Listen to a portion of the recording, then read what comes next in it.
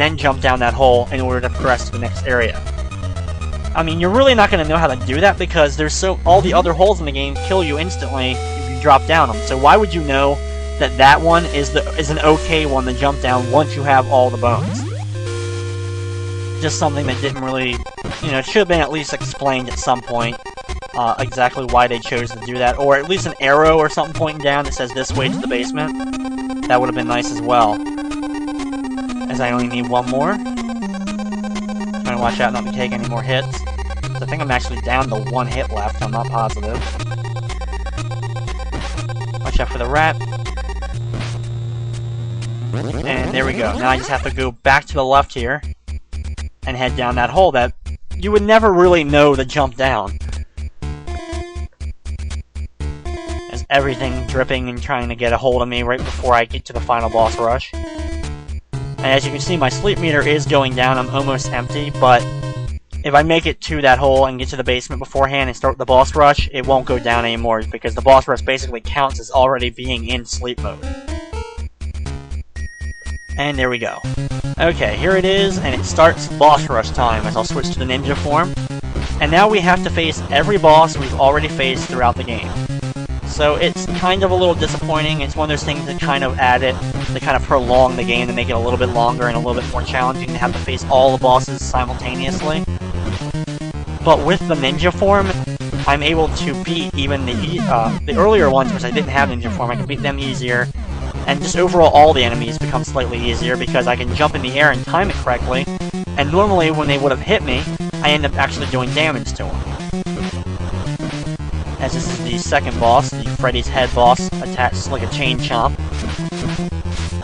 Throw a couple little guys at him, throwing stars. Watch out for the things he dropped out. I'm not even sure what they are. I guess maybe frogs or some kind of bug. I'm not even sure what they are. Okay, third boss time. Now this one was the Freddie's hand that bounces around. I know, not very exciting. Like, even seeing them all back to back, it's like, didn't we just fight a hand? Except that one was attached to a rope, and this one isn't. That's the only difference between them. Good thing, though, he doesn't have too much health, and he's really easy to take care of. Okay, next up is the Bat Boss. Now this one's just as easy as some of the previous ones. This one's as easy as the ghost that we'll have to do next.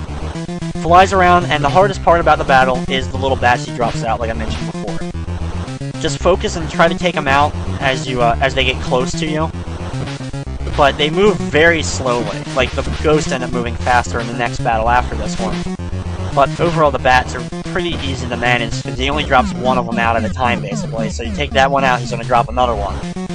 But it's really easy to get past him. Next up is the ghost, which does the same thing as the bat, except this one drops little ghosts out, which do move quicker than the bats did from the previous battle we just did, but still easy, very easy to manage. Only one at a time. You take it out, he's gonna drop another one, so just be careful where you kill the one, I guess, so he doesn't like drop one right on your head, I guess. But pretty easy again.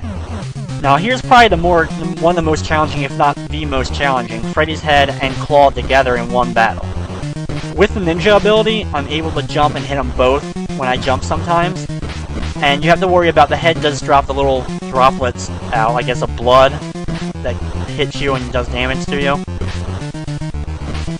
This is easily probably the hardest boss in the entire game. But like I said, with the ninja ability, I'm able to pretty much take him out pretty easily. Jump and attack him once he bounces off the walls, and a very easy pattern to manage. And now we get to the actual furnace, and it's time to do battle with Freddie himself, which is going to be very, very easy. He just swipes at you, and then little claws will pop out randomly from the bottom. As you can see, I just keep throwing stars at him, and he runs in like the easiest pattern ever to dodge.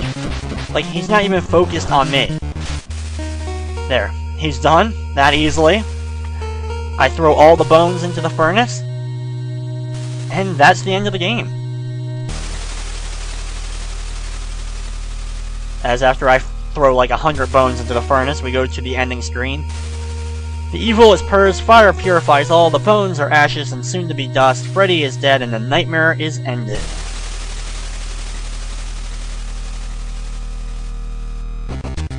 Or has it? Yes, just like Friday the 13th, the game, they kind of get you with one last thing. Is he really dead or not? Anyway, they never made a sequel, unfortunately, to any of these games, either Friday the 13th or Nightmare on Elm Street, so I guess as far as the 8-bit era or gaming is concerned, yeah, they're pretty much done with it. Yeah, he's dead. Either way, this is going to wrap up another edition of Play It Through. I'd like to thank you for watching, and of course, I hope you enjoyed.